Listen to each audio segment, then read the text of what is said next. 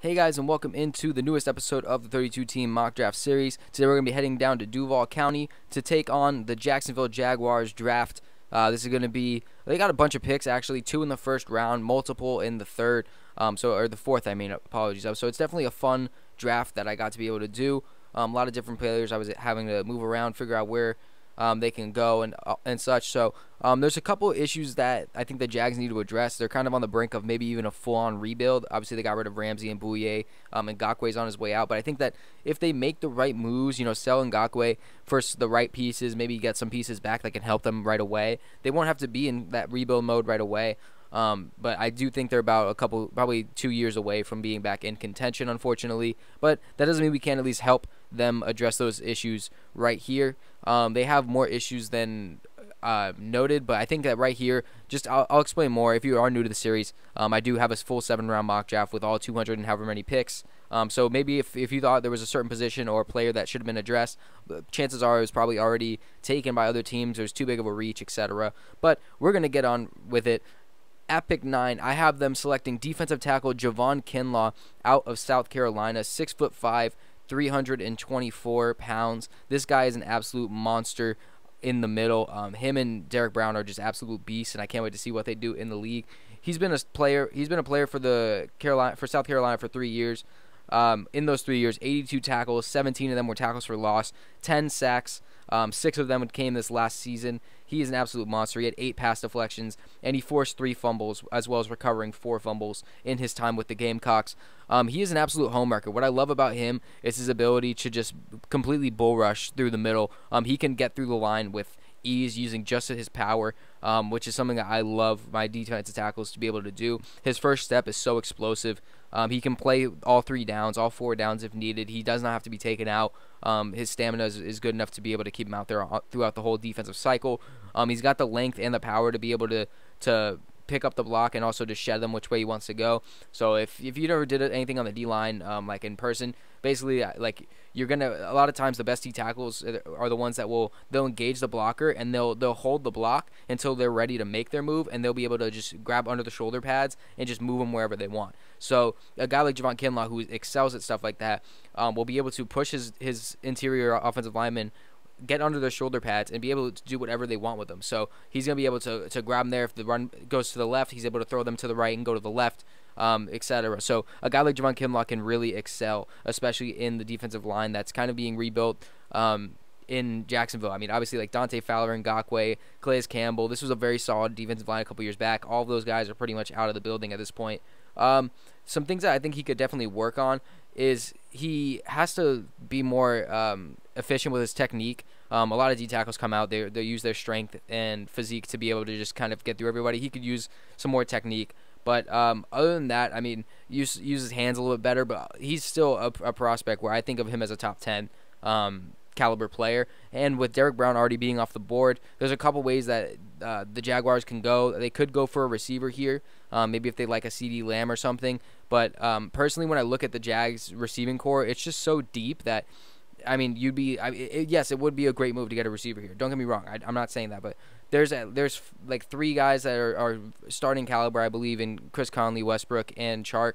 And then you have still Marquise Lee and Keelan Cole behind him. I think that's a solid receiving core to at least get you through this next year and maybe address it next year's draft, next year's free agency, etc.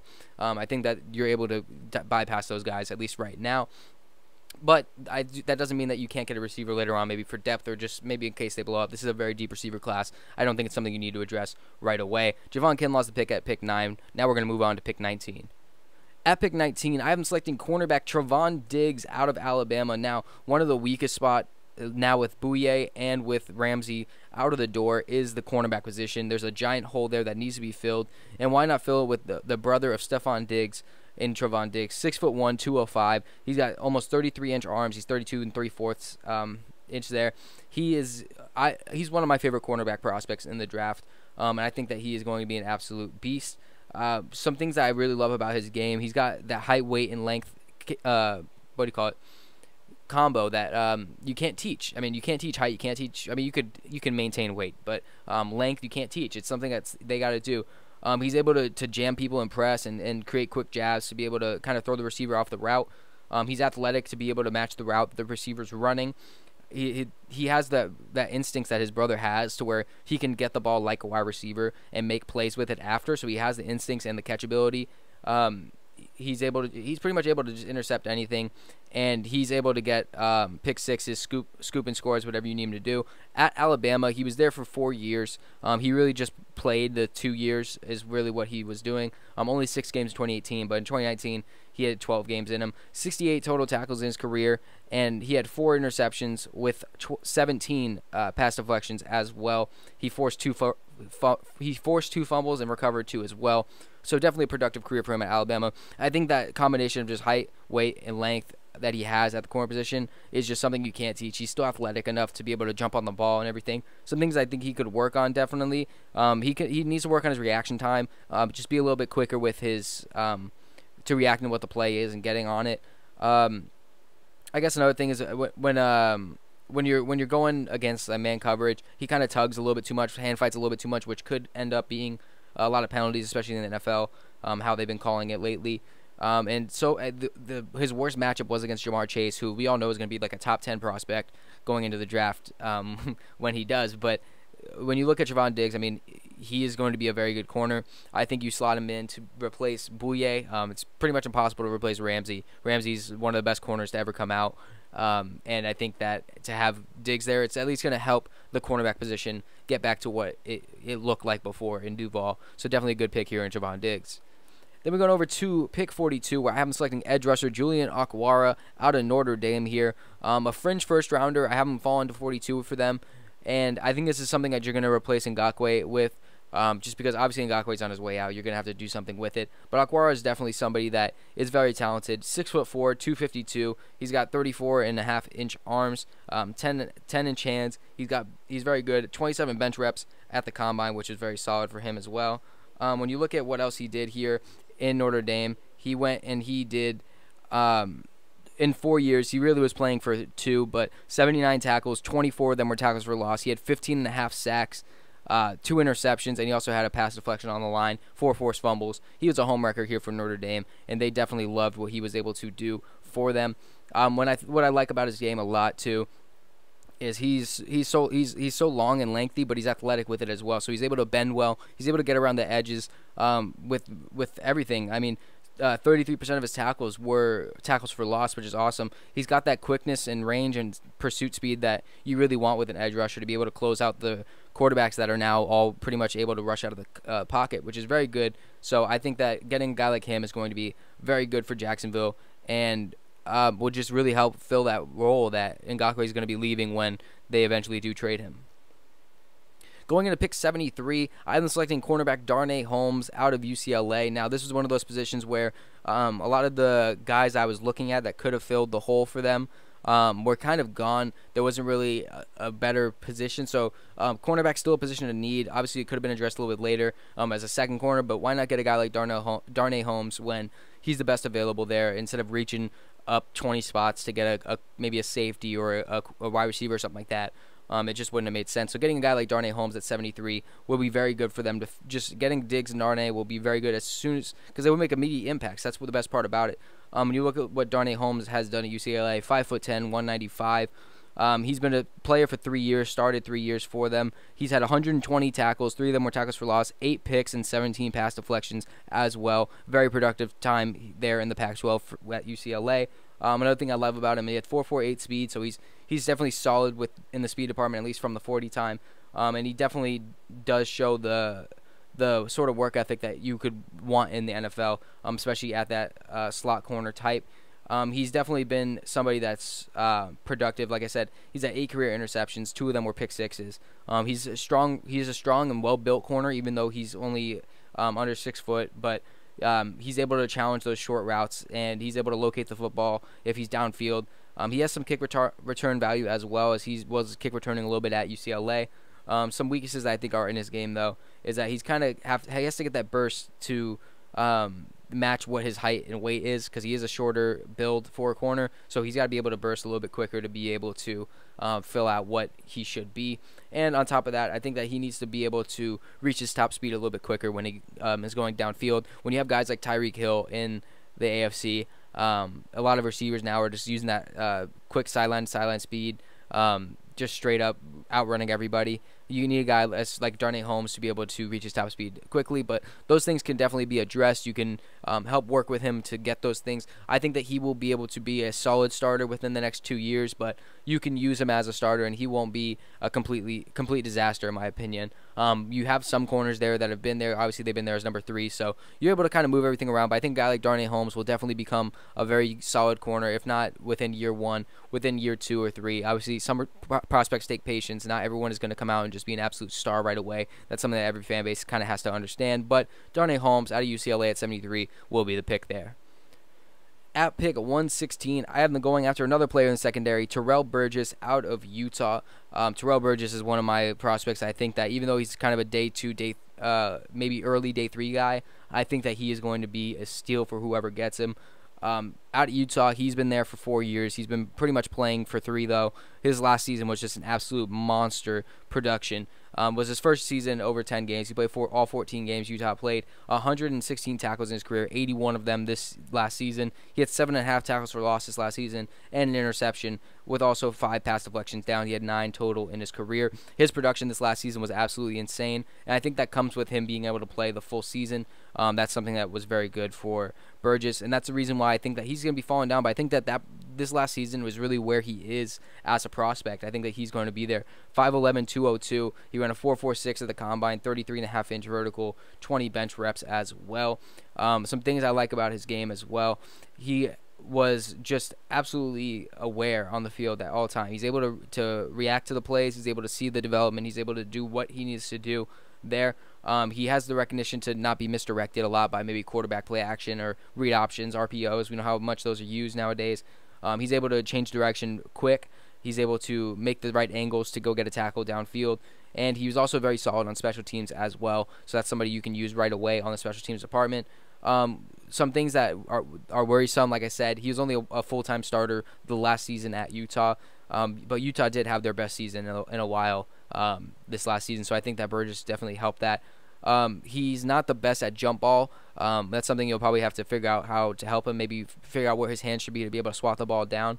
And on top of that, I think that his size is going to hold him back from playing downfield as a safety. But like I said, I think that if you teach him to put his hands in the right place, figure out how to defend those guys, I think he'll be able to be just fine at safety, because he's not the shortest safety to ever come out. You know, there's definitely safeties that have made it work, and I think a guy like Terrell Burgess will be somebody who you can also put out there right away, and he'll be able to be a solid starter within the next few years. But you can definitely put him out there right now, and I think that he will be sufficeable at least.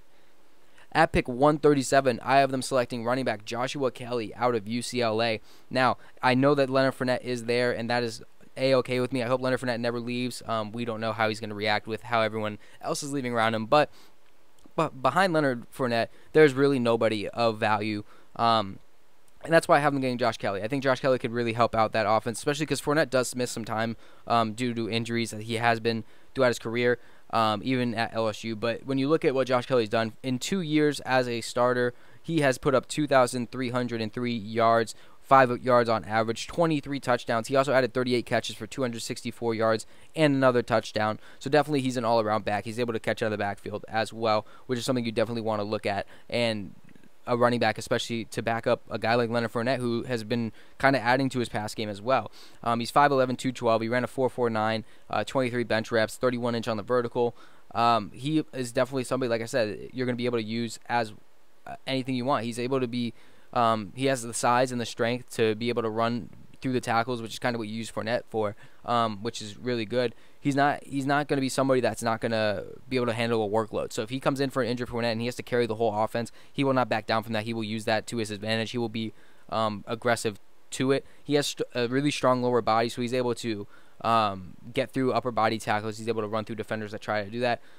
He's got quick hands, so he's going to be able to just kind of stab the ball out of the air and secure it when he gets a catch. So he's not really going to waste the time on the catch. He's going to be able to get to that rack really quick. And like I said, I think that he has the size and the speed to be able to become a very solid number 2 running back, especially in this offense. Maybe even progress to a number 1 if need be, but I think that he could be a very good number 2. Some things that kind of stink about his game is that the way he runs can kind of take a toll on him. He kind of opens himself up to get hit. It could result in injury. So shoring up his running style might be solid. He's not really a guy that's going to try and juke everybody out, which can be seen as a bad thing or a good thing depending on how you look at it. He's not going to dance around too much and just end up making a fool out of himself. He's kind of just somebody that he's going to try and get through the tackle. If he can, he's going to go down. But I think you can definitely teach him how to do everything. And once he stabs that ball out of the air, I think that if he can just start going uphill right away, I think that will be the best thing for him. Instead of maybe going to the sidelines as much, I think that he could definitely just get the ball and start running up and trying to get as much yardage as you can. But other than that, Joshua Kelly, I think, is a very good pick here at 137 to be the number 2 running back in that Jacksonville system, and just kind of be insurance, not knowing what Fournette's future holds and not knowing what Fournette's body will do for him this season. Then we go over to pick 140. I'm selecting defensive end Kenny Willekes out of Michigan State. This is a guy who I'm very intrigued by. I'm not sure how I completely feel about him, if I think he's going to be a steal, if I think he's just going to be kind of drafted where he is. But he was very productive at Michigan State. He was a 3-year starter. In those 3 years, he had 228 tackles, 49 of them tackles for a loss, 23.5 sacks, and 7 pass deflections. The production was absolutely insane at Michigan State. He was an absolute mauler, 6'3", 264. He's got pretty solid arms and hands. He ran a 4.87 at the combine, 32 reps on the bench. He also had a 32.5-inch vertical, which is very solid to add to it as well. He was a walk-on, and he kind of has that chip on his shoulder still. His production has been absolutely insane, so he has been able to kind of let that chip kind of fuel him, and you hope that he brings that to the next level. The guys that keep it at the next level are the ones that usually pan out well. He has had production over the ass. I mean, that has just been insane production that he's had at Michigan State. He's able to just kind of get through the line really quick. He's got he's got a very high motor. He's got quick hands. I think that he can definitely become a better athlete at the NFL level, and he doesn't really have the tackling range to be a linebacker. He pretty much has to be on the defensive end edge position and not really going to coverage too much. But when you put him there, I think he will be an absolute beast. Kenny Willekes out of Michigan State at 140. Now at 157, I'm selecting Collin Johnson, the wide receiver out of Texas. He's definitely a very productive receiver. He never reached over 1,000 yards in college, but he did have 188 catches for 2,624 yards, 14 yards per catch. He had 15 total touchdowns as well. 6'6" is just absolutely insane for a receiver. 222 pounds. He's a very big receiver, and that's really what you want him to be. He's going to be that big play goal line guy to be able to just throw the ball up and do it. His father played 10 years in the NFL as well, which is very good.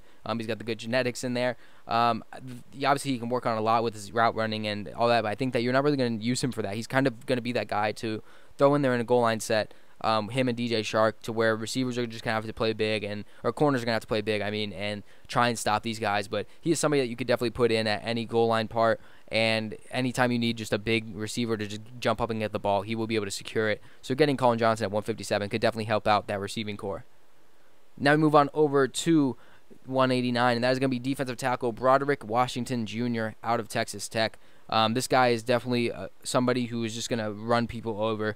One of my favorite guys in the late day 3, 6'2", 305. When you look at what he did for Texas Tech, he had 134 tackles, 14 of them were tackles for loss, 7.5 sacks as well.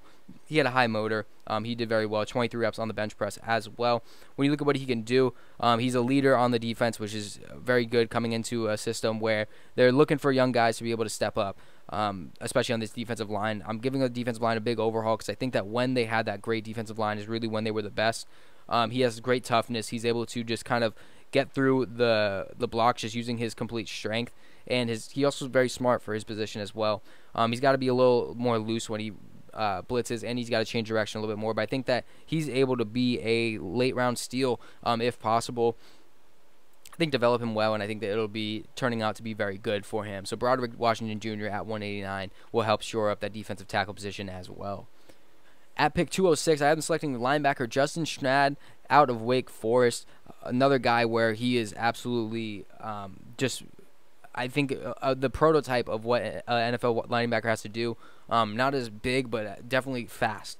He had 22 tackles for a loss on 244 total tackles in his 4-year career at Wake Forest. He added 4 interceptions and 10 pass deflections as well. The production's there. The quickness is there as well. 6'3", 238. He ran a 4.74 at the combine, and I think that is just something that you really like. at the NFL level. It could be possible that he even gets drafted a little bit earlier than this. But like I said, he's got that athleticism to where he's able to run sideline to sideline. He's able to use the burst to be to get really good pops on his tackles and just do very well with that. His weaknesses is, yes, he is a little bit slender for a linebacker, but I think that's kind of what NFL teams might be wanting nowadays. He doesn't really have the recognition to get through blocks, and he doesn't really have the size or strengths to be able to take those blocks one-on-one. He's kind of just an open gap kind of guy. But if you teach those things to him, I think that he could definitely make a roster and do well at the next level. Now we go on to the last pick of the draft for them, and I am selecting another corner in Trajan Bandy out of the U at pick 223.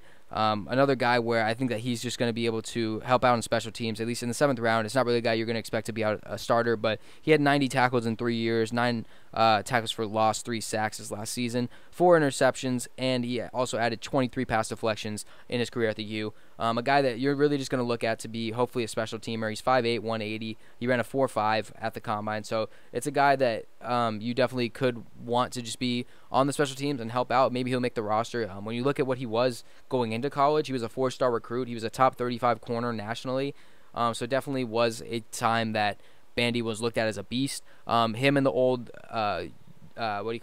the old head coach of the U kind of had an issue with each other. They were kind of doing different stuff. They wanted him to grow a little bit, which is kind of weird. You can't really force that on yourself. So he had a couple of disputes at the beginning of his career, which might have derailed a little bit of it, but he definitely could become somebody that, I mean, he was recruited as a top 35 corner in the nation, so he could end up being that at the next level. I think that when you look at what he can do, he's got the speed, he's athletic, he's able to move in space, which is very good. He's able to poke the ball out as well, but he's also got to be disciplined with his fundamentals and his technique to help him at the next level. But that is going to be it for the video today, guys. I hope you liked the video. Jacksonville Jaguars fans, let me know in the comment section below what your mock draft is looking like. Obviously, I think that offensive line they could address just at the time, and same with the receiver.